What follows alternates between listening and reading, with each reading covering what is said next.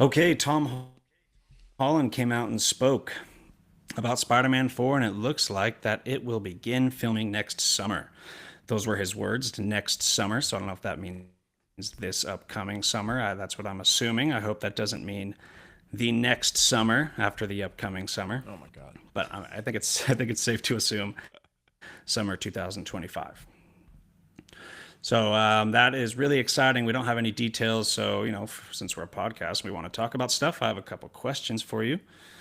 First of all, we've heard that it was going to be grounded, and we're like, yay. Then we heard it's going to be multiversal, and we're like, no. So, is there any multiversal movie that would even remotely excite you? You know, I'm sure they could come up with some that would. I don't know right off of the bat. Um, I don't know right off the bat if there's something that I would think of and be excited about. So I'm not saying they can't pull it off and do a multiversal story that I would enjoy, but I'm like 95% wait, like don't do a multiversal story for this. But the problem is I feel like we're just getting so many different bits and pieces that looks like it points in that direction. So I'm kind of halfway expecting it at this point. Um, I'm not, you know what I'm not doing? We'll say it right here. I'm not expecting a street level movie anymore. If we get it, hell yeah, awesome. But if we don't, I'm not going to be blown away because of all the stuff we've been hearing lately. But there could be something that did it for me. It's just not what I'd prefer right now. Yep. To be clear, I definitely want grounded. I got a couple multiversal things that could be cool. Yeah. That seem unlikely, but I 100% want grounded, man. I want the friendly neighborhood Spider-Man back. I really like the rumors of Daredevil being involved and a possibility of Kingpin in the Devil's Reign story. That sounds awesome. Yeah. It's been a long time since we've had a really grounded Spider-Man because the Iron Man Homecoming Spider-Man didn't feel like a friendly neighborhood Spider-Man. Um, Aside from like the high school scenes, I guess. But it felt out there compared to Toby's movies or Andrew's movies. And Right. the Mysterio one also didn't feel like a very friendly neighborhood Spider-Man. He was talking about the multiverse. You had Nick Fury, you had this crazy magic guy, you had huge monsters. They were in Europe, so Right. that really didn't They were gone. feel like a right. The two multiversal things I'd be cool with. One would be the actual Spider-Verse comic book story, which Across the Spider Verse was like nothing like the Spider Verse story in the comics, which was Oh. Morlun, really cool, really scary villain that feeds off of totems. So he goes and attacks Black Panther sometimes, or mainly he attacks Spider Man, and he was going through different universes trying to kill Spider Man, eat their totems, their animal spirit, and Yeah. that got all the Spider-Mans involved, including Miles Morales. So if you could include Miles Morales into this multiverse, I would love that. I would love to see him on screen. Totally agree. Um, Yeah. yeah, but you couldn't pull it off because with live action, I just don't see it happening because you've got probably a dozen different Spider-Men with all these different styles that we did see in the animated movie. That would be really tough to pull off unless you just like maybe it's just Miles, Peter, Andrew, Toby, Tom, and then like Nick Cage because we heard he's going to be Spider-Man Noir. Yeah, it could be a watered down version of it, but it absolutely would be insanely hard to pull off to the level that the animated one is doing it to. Yeah, And I didn't know the story was that different. I've never read yeah, any of the comic books on that, but interesting. yeah, very different.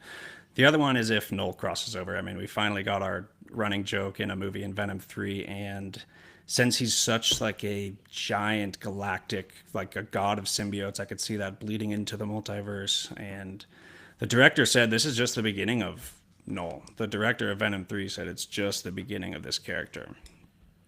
What's the name of the main run for Noel? King in Black. Some King in Black. It wasn't Man in Black. That's Johnny Yeah. Cash. Okay. Yeah. No, I'd be down. Part of me thinks it might be kind of rushed, bringing in Noel instantly, and then he's already in the Spider. But then at the same time, we've seen that happen in just one movie, let alone two different movies that led into the Spider-Man movie. So it wouldn't be the craziest thing in the world, I guess.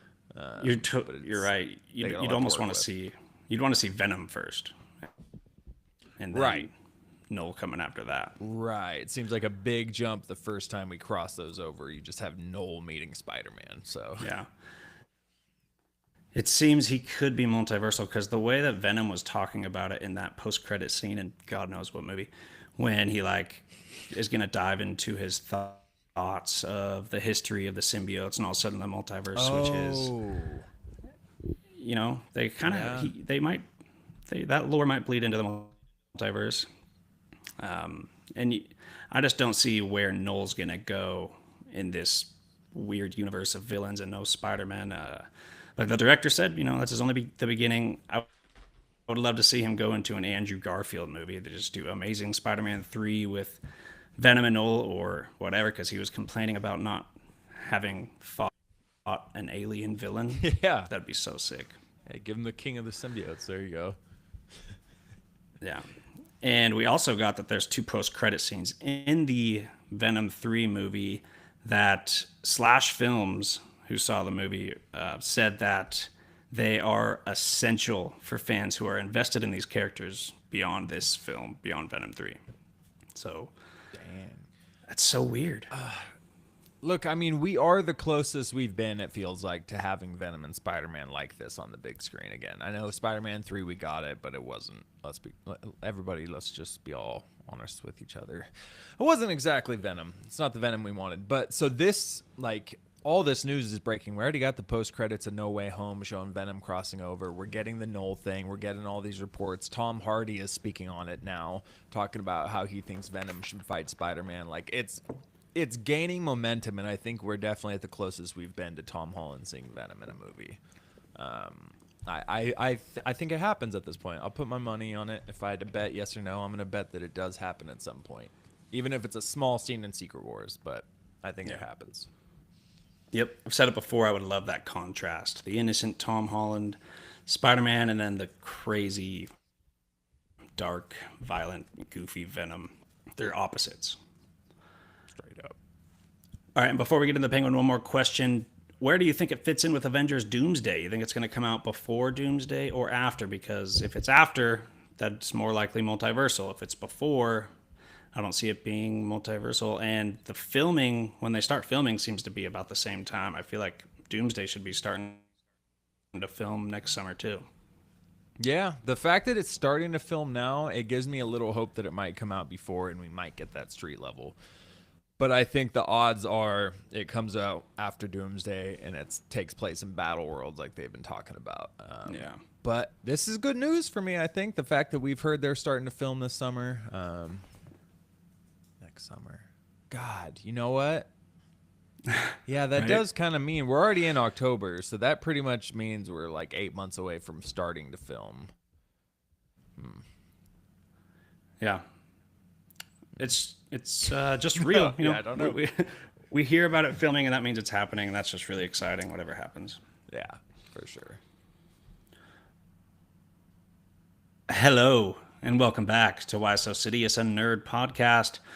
This is where you're going to find a lot of talk on Star Wars, Marvel, DC, Lord of the Rings, Game of Thrones. Today we're going to talk about The Penguin, episode 5, I believe. We've been covering each episode of The Penguin. We're going to have a big Lord of the Rings episode coming out soon with a special guest, Finn, who knows his shit when it comes to Lord of the Rings. So check that out. And Week in Geeks, of course, where we cover a bunch of news that's coming out. So give us a follow on Why So Sidious Pod at TikTok, YouTube, Instagram, X. Show some love and get a little bit of a variety of content over there. And yeah, let's just get into it. So we've all been loving The Penguin. Episode 5. What do you think of this episode overall? I really liked it. It's hard for me to compare it to the other ones because if I'm being honest, I watched it about 3 or 4 times because the first time I fell asleep about 20, 25 minutes in. And then the second time I started a little bit before that, rewatched parts of it, fell asleep again. So it took me about 4 nights. So some of it was jumbled until it got to the very end and it did the recap of the episode. But honestly, I really enjoyed it. I thought, again, it elevated the stakes. We saw some crazy stuff happen. We saw the stage being set. You know, the pieces were being laid out on the game board. Like, stuff is gonna pop off leading into next episode. And although it might have not had as many like crazy good award nominating type of dialogue scenes, I think there were some wild scenes, especially involving the stuff with Penguin and the Maronis, and Sophia talking with Sal. I think there was some solid stuff in this, and it was a really cool end. I think that's what made me really like the episode too. I liked what it landed on at the very end there, so I enjoyed it. Probably not my favorite, but I don't think it's my least favorite. Yep. Okay. I think it is my least favorite, but I love this whole series Okay. so much. It's still a really fun episode. So saying it's my least favorite doesn't really mean it's even close to bad. There was just some, I think, a little bit of writing issues that I wasn't completely on board with, or the execution of certain scenes. But you're right. Like, it keeps surprising us so much. I'm so surprised almost every episode where they're taking this. They're not Yeah. afraid to just go all out. I mean, they're really doing some crazy stuff. It's not a slow burn at all. It's just things are happening and happening. So let's get into one of the big things going on here. The Maronis were a huge part of this episode. Early on in the episode, we see Sal's son, Taj Maroni, and he's like on social media, like a classic idiot on social media, just revealing to the public that he's going to be stuck in a tattoo chair for probably a good 5 hours or so. So Penguin takes advantage and he kidnaps him for ransom. And let's get over to, I mean, right after that is when he takes a picture or something to the Maronis in jail, reveals he has their son, the wife, and Sal Maroni are sitting right there. And that's where a little bit of issues started with me, because I feel like Maroni's supposed to have a ton of pull, like a ton of power. And you got the Penguin there alone. I mean, you might have a driver outside, but wouldn't the Maroni have like enough pull to just get him killed right then and there? You have his son. Dude, that's what I was thinking when it I guess it wasn't, I didn't think of it as much as a gripe with the show, even though now that I think of it, it definitely is. Because my thought process was, I was like, oh my God, Oz has the biggest balls in Gotham. You kidnapped the fool's son and then you just strolled into the prison to tell him that, and like looking like, hey, what's up, man? Like, so I've made my move. Like, like, bro, what? So yeah, that was pretty wild. There was probably an extension beyond reasonable belief there, but We've seen other shows like Kingpin. I feel like he had a ton of pull in jail.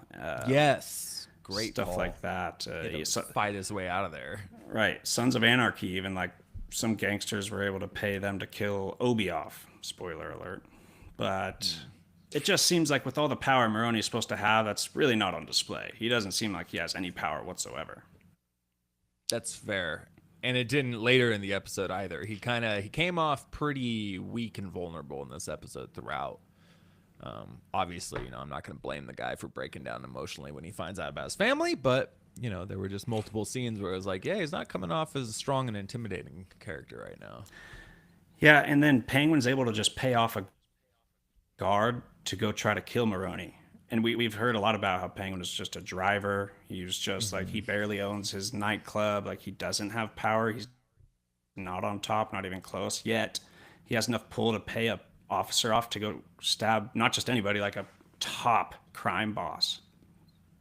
Yeah, did that come out of nowhere for you? Yeah. Again, maybe okay. I was thinking maybe I was starting to fall asleep a little and I missed, but all of a sudden Maroni's just getting stabbed in jail by this cop. I was like, whoa, what?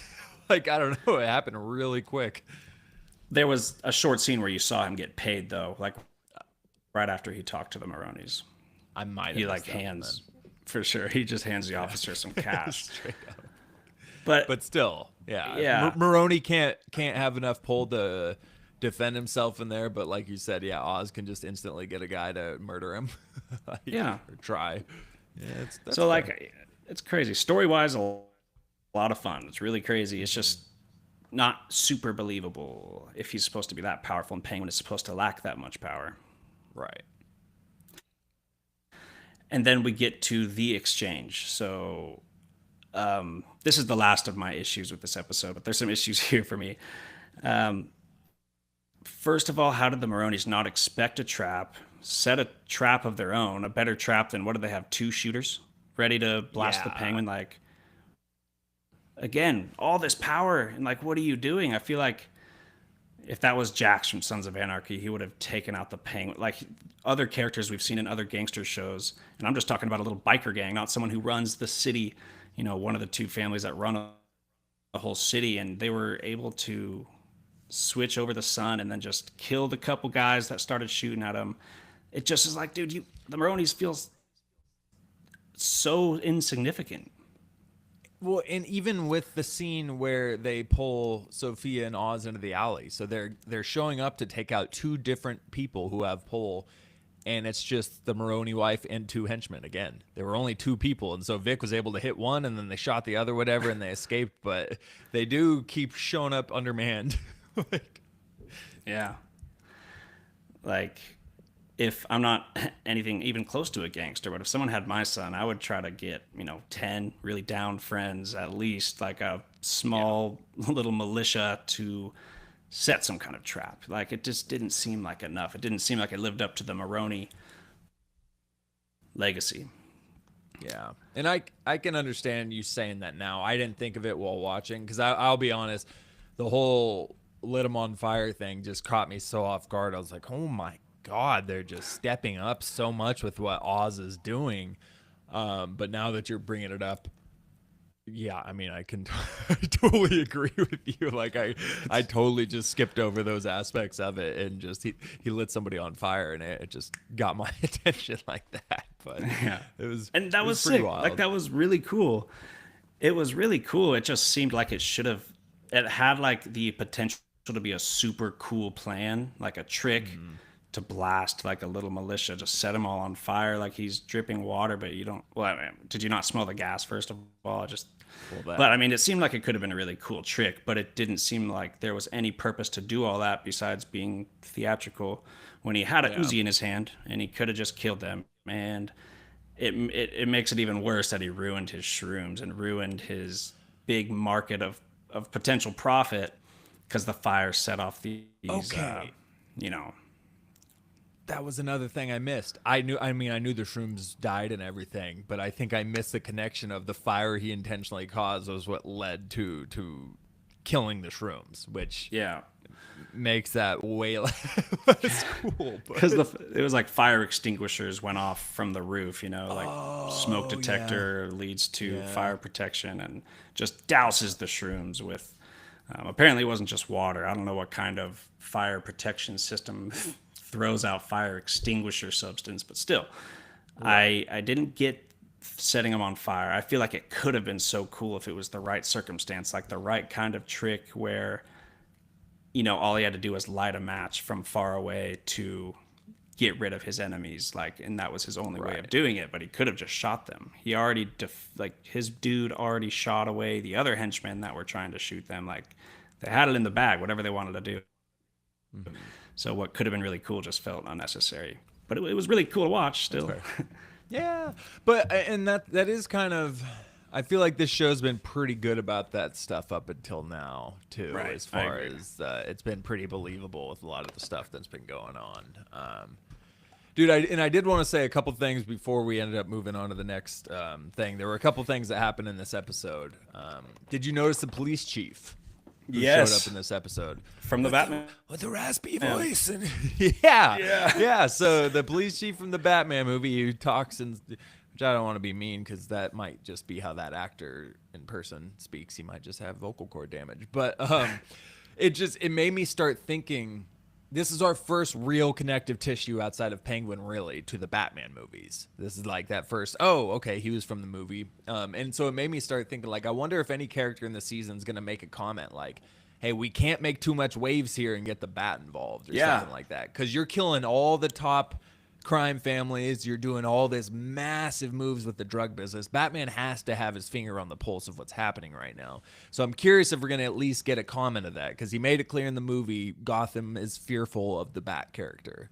So it would be cool. I don't need the Batman again. I like what they're building on their own with this show, but it would be cool kind of to get like a comment drop like that or something about the Bat. Yeah, I'm totally with you. Like in the comics, if it's just oriented for this villain, if the Batman's not in there, the legend of the Batman is always in the background. His like shadow is always darkening their mood, or they're worried about the Batman. Something, just keep the legend alive. Definitely could use a mention. I would still expect that. I'm a little bit surprised we haven't gotten that yet. We knew he's not going to be in the Thing, but at least a mention. Or what if Oz, season finale, he pulls off this big bank, whatever, explosions or something, and as they're driving in the getaway, there's a quick scene where he looks up and we see the Bat logo in the sky or something like that. Like, we don't need to see Batman, but just something small like that would be pretty dope. Yeah, for sure. The only thing I'd say is, I guess Batman doesn't ever really stop drugs. He just stops murderers. But there's been a lot of murder. Batman. Dude, no, seriously. Drugs lead to murder. Come on, man. And, dude, you have the whole Falcone family just got murdered. Yeah, and now exactly. the Maroni's, like the wife and the son, like that would catch Batman's attention. Dude, the entire crime atmosphere of Gotham has just changed. Like, the entire hierarchy of everything going on has changed. So he at least is knowing about this. But yeah.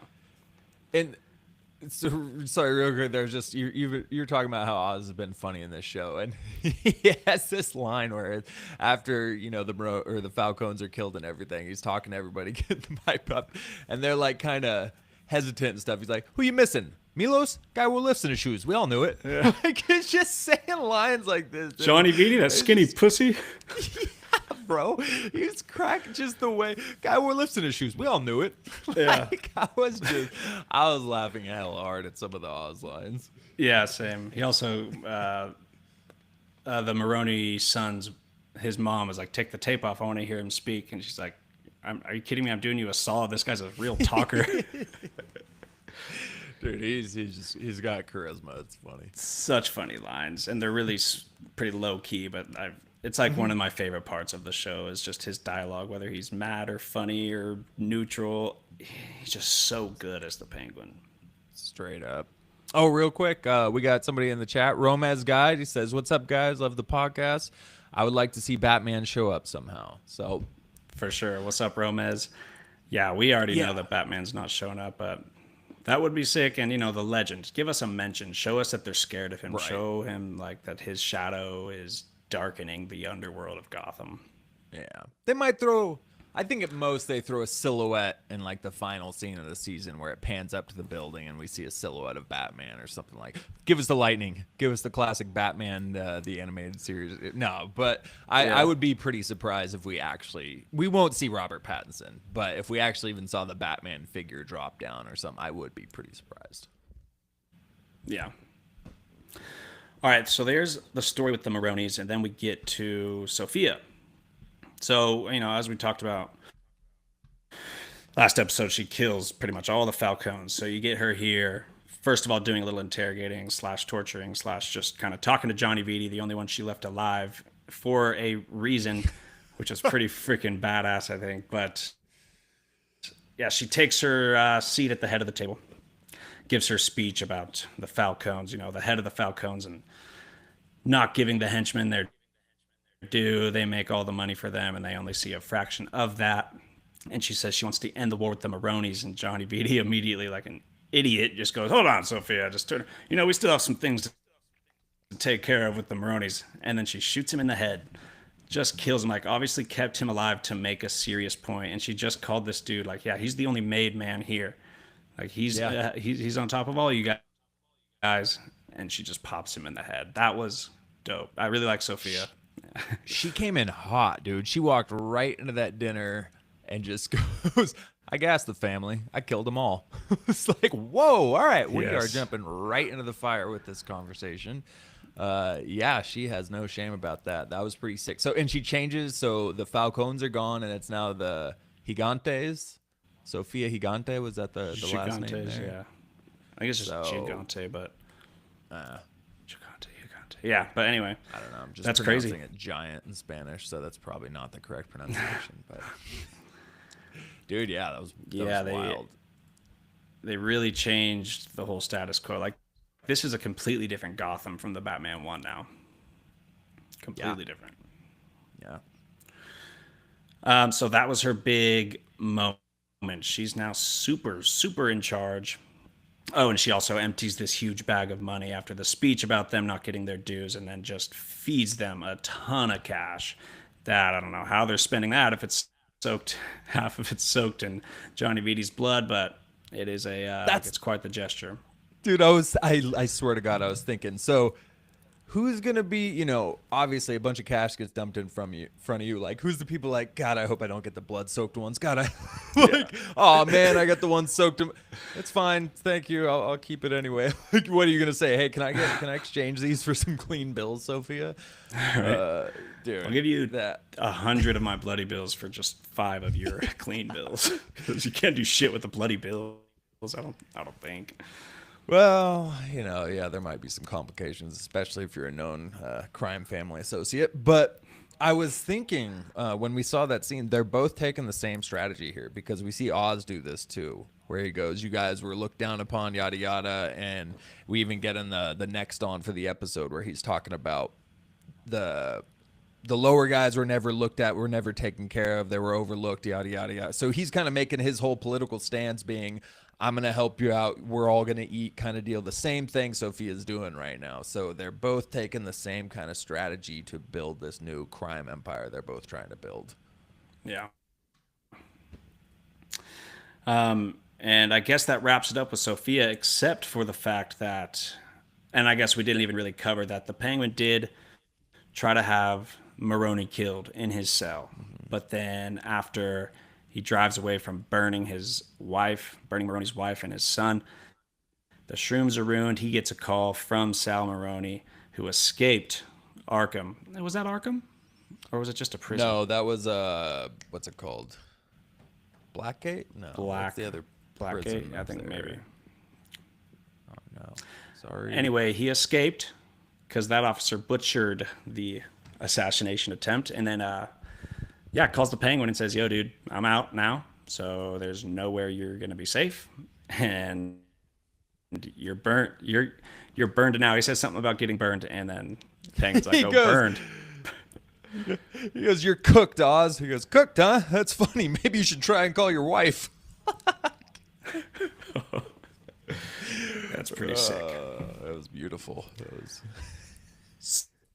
So the next scene we see Maroni is Sophia reaches out, finds this dude, and they are going to start an alliance. So they go from warring with each other to being in an alliance. This looks really bad for the Penguin. He just lost all his potential profiting strategy, lost all that, 95% of it.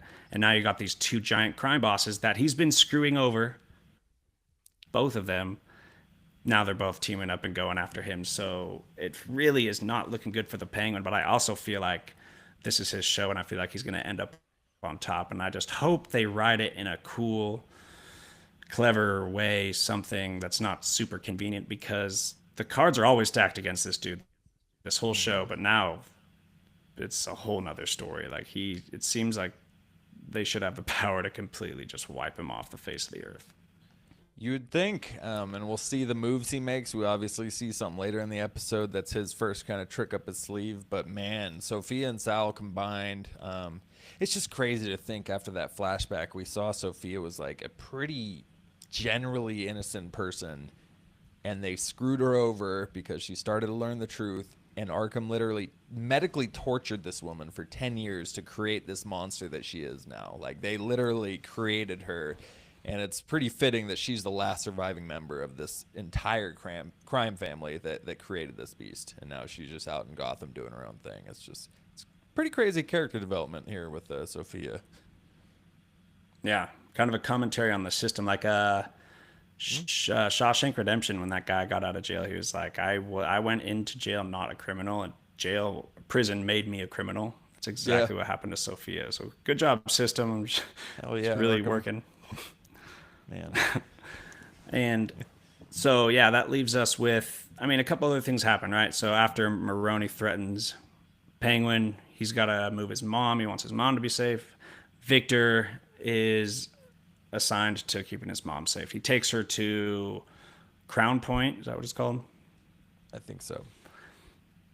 Yeah, somewhere that no one's going to expect. They're going to hold down the fort there. So the end of this episode ends with the Penguin and the Victor having a discussion, which, by the way, Victor asks Penguin about his brothers. And Penguin says that they're dead. The city took them. And he had this look on his face that didn't really feel like a tragic look. It felt maybe deceitful or guilty. In the comics, spoiler alert, Yeah, I was gonna he ask. totally killed his brothers. He totally killed them Oh, because they okay. bullied him big time. So I wonder if that's going to come in to the show because it was a strange look on his face when he mentioned how they died or that they died. 100%, dude. I feel pretty confident that is probably what happened. I was gonna ask you that because I didn't know anything about Penguin and his brothers. I figured there was something in the comics, but yeah, I totally agree. That face, there's something there he's hiding. His mom, obviously, there's a weird relationship between him and his mom that's almost like a spiteful love that his mom feels towards him. And well, obviously she's got dementia, so that throws stuff out too. It's pretty brutal, bro. Dementia is one hell of a bitch in this life, and it's messed up. Anybody gets it, and anybody has to deal with that stuff. And we see Yeah. that, and they're doing a good job of that too. Which this is the Penguin, the crime show, and all of a sudden they're taking their time to do this very, uh, what's the right term? A graceful way of showing dementia, I guess not graceful, but they're doing a good job of making you feel that discomfort and the pity and the sadness all around that comes with somebody dealing with stuff like that. Yeah. And it real quick, it even goes back to so Vic lied to her and goes, yeah, he killed the Falcones and the Maronis. Like, yeah, he did it. He finally did it all. And at first, I'm like, what are you doing, dude? Like, you're just blatantly lying to Oz's mom. Like, that's not going to come back to bite you. And then I remembered, oh, she has dementia. So maybe he was aware of the fact that she's probably not even going to remember this, but he just wanted to give her that happy moment before she forgot it. Like, make her feel proud of her son real quick because he knew she wasn't even going to remember it in a few hours. So I it like was that. interesting. Yeah, it's a cool little side story we're getting here, which I never would have expected. Yeah. And by the way, Vic is really taking charge of his role as a gangster now, and it's really cool to see. I like him coming into his role there, and he keeps kind of like telling the Penguin like, I got this, like, I'm taking care of it, I'm all in, blah Yeah. blah blah. So that's cool. And when Taj Maroni ran out of the tattoo place, Vic was all over him. So hey, I mean, Yeah. he's a cool little character. I Quick. still hope he doesn't die. Yeah, quick learner. I like him. By the way, in the chat, Predineski, thank you for joining us and leaving a comment. He says, I don't think he'll show up, referring to the Batman with our earlier discussion. But I do find it odd they're not mentioning him at all, but have mentioned the Riddler a couple times. Which, yeah, Yeah. totally agree. They have mentioned the Riddler, the attacks of the movie. They have mentioned those things all multiple times, but still no mention of the Bat. So, yeah. Especially after the big gangster families just got murdered. Yeah. Makes it seem like he really belonged, like something belongs in this show, like a mention at least for sure. Yeah. But we jump to the end. Penguin finds, I guess it's like these old abandoned tunnels. So he goes down there, and this is where they're going to start their little base of operations, probably grow these shrooms. And he says it gives them access to the whole city of Gotham. He said him and his brothers used to go down there all the time. And that's pretty cool. One thing in this episode really working out for the Penguin. So I'm excited to see that build. I'm excited to see where that goes. And yeah, just really excited for the next episode. Every single episode, so many things happen, and it's one of the hardest shows to have to wait another week for, to be honest. That just means Straight it's a up. really good show. Yeah. No, that's what when I said earlier, the ending was super cool. It was just a cool little trick up his sleeve because that's huge. The drug trade, everything going with Gotham. You have these underground tunnels nobody knows about that you can access. Like, we know that's going to come into play a lot moving forward. Speaking of unrealistic, I call BS on him starting a generator that's been down there on like the fourth pole, coming from a guy who's somewhat old leaf blower. It takes about 10 pulls to get that thing going. BS, but it did die out pretty quick at least. But no, there was a really cool aspect I wouldn't have guessed or I wouldn't have expected. But the next on really got me hyped for the next episode. So things are about to pop off. Okay, I didn't see it. What kind of things do they show on the next on? So it was Oz basically hyping up a group of people, like I said. Oh, maybe it wasn't even maybe in this episode, but he was basically telling these guys how it's their time, this is their city, they've been kicked around by the guys who were running Gotham for too long, and it shows Sofia building up her army, and the whole Nexon is just building up to these two just creating absolute units that are about to just get chaotic as hell. There was one specific clip in it that I forgot exactly what it was, but it got me going too. It was a solid next on though. Nice. Any more thoughts on episode 5 or anything else? No, man, good episode. Nothing else. I think I've said it all. The only thing I'd say is we got the Chief from the Batman movie. Do you think there's any possibility we get Gordon showing up? Ooh, that's a great question. I would put it, I don't know, what do you think, over under just 50%? Because I might, I think it's somewhere right at 50%. It's right on the line. For me. Yeah, for sure. That would be sick. I'd probably say, God. I'll go with over. Okay. I was going to say maybe under. 51%. You got Colin Farrell. You've got the star power, so it's not like Jeffrey Wright wouldn't be willing to jump back into this for an episode. So, yeah, I'll stick with 45%. So we're on opposite sides. So if Jeffrey Wright shows up, JD wins. Things are just going to keep escalating. So, I mean, it's already at the point where everyone should be getting involved. All the Falcones and Maronis are dying. So we'll see. It's so exciting. It's only 3 episodes left, and that sucks. It's such a great show. It's like, I think it's one of the top 2 best comic shows ever now, with Daredevil and Penguin are like probably my absolute favorite comic shows. I would have to think about it, but man, it's a lot of fun, dude. And you just didn't expect it. It's just the Penguin. Yeah. I'm gonna have to wait till the season ends, but I think it's at least it's up there. It's got its name in the running right now. It's amazing so far. So we'll see how it finishes off. Well, all right. Thanks for joining us. Again, our socials are at Why So Sidious Pod, TikTok, Instagram, Twitter, and X. We'll keep doing the Penguin. We'll have Week in Geek coming out soon. We're going to cover the Batman comic Hush pretty soon, and also our next episode of Road to Secret Wars, where we cover every single Jonathan Hickman Avengers and New Avengers comic through Infinity, leading up to Secret Wars, and we're going to keep that rolling. So check it out. Be on the lookout. Thanks again for joining us, and we'll see you next time.